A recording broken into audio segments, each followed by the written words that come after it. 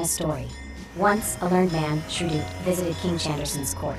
The king was impressed by Shrudut's wisdom and intelligence. When Shrudut took his leave, the pleased king gave him a precious necklace. On his way home, a robber killed Shrudut and took the necklace away from him. The king's soldiers came to know about this and arrested the robber. The robber was hanged on the king's orders. But the king was very unhappy and blamed himself for Shrudut's death. Had he not given Shrudut the necklace, he wouldn't have been killed. The king felt guilty and cursed himself all day. He could not eat or sleep properly and became ill. All the royal doctors failed to cure him. One day, the queen called for a doctor who was also a scholar. The doctor said that he had the power to bring Shrudut back to life. The king was happy to hear that, but asked the doctor if he could bring the robber also back to life. The doctor said that through his powers he could bring only one person to life. At this, the king said, "If you can't bring the robber to life, then don't bring Shrudut to life either." Betel asked Vikram, "Why did the king say that?" Vikram replied, "The king thought that if Shrudut is alive, why should the robber be punished for his murder?" Betel said, "You are right, but you broke your silence, so here go." Saying so, Betel flew away.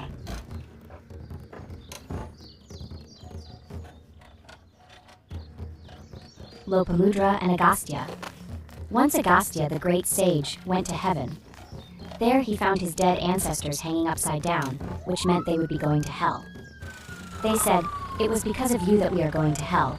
You have not married and have no children who will continue our family. There will be no one to make prayer offerings on our behalf, and therefore we have to go to hell." Agastya said that he would go to earth and get married, but no woman was worthy of marrying such a great sage. At that time, the king of Vidarbha was performing yajnas for the birth of a child in his family. Agastya went and blessed him, and eventually a daughter was born in the royal family. The king named her Lopamudra.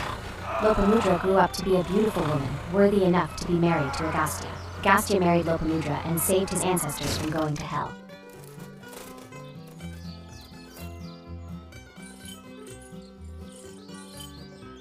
Krishna in Mathura. Seated regally on the chariot, Krishna and Balarama entered the gates of Mathura. The people of Mathura, tired of Kansa's torture, rushed towards the chariot to catch a glimpse of Krishna. They cheered and clapped as Krishna and Balarama smilingly waved at them. The brothers then went on a tour of the city, where they met several people. First, they met a washerman. Krishna asked the washerman for some clothes, but he declined rudely, saying that they were Kansas and could not be given to anyone. Krishna then met a poor florist, who took them to his house. When Krishna entered his house, the florist said he was blessed to have him as his guest. Krishna blessed him and granted him many worldly comforts.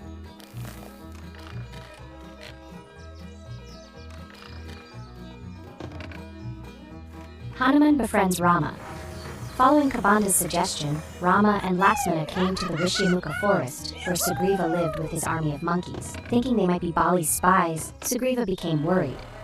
He ordered his loyal minister Hanuman to find out. Hanuman took the form of a Brahmin and went to the brothers. Seeing Rama, he knew that he could not be a wicked spy.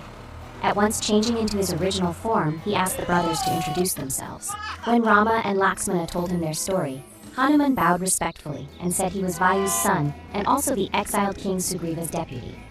On hearing that Rama and Lakshmana had come searching for Sugriva, Hanuman said it would be an honor to help Rama to free Sita from Ravana's clutches. He promised Rama his eternal friendship, and then taking the brothers on his sturdy shoulders,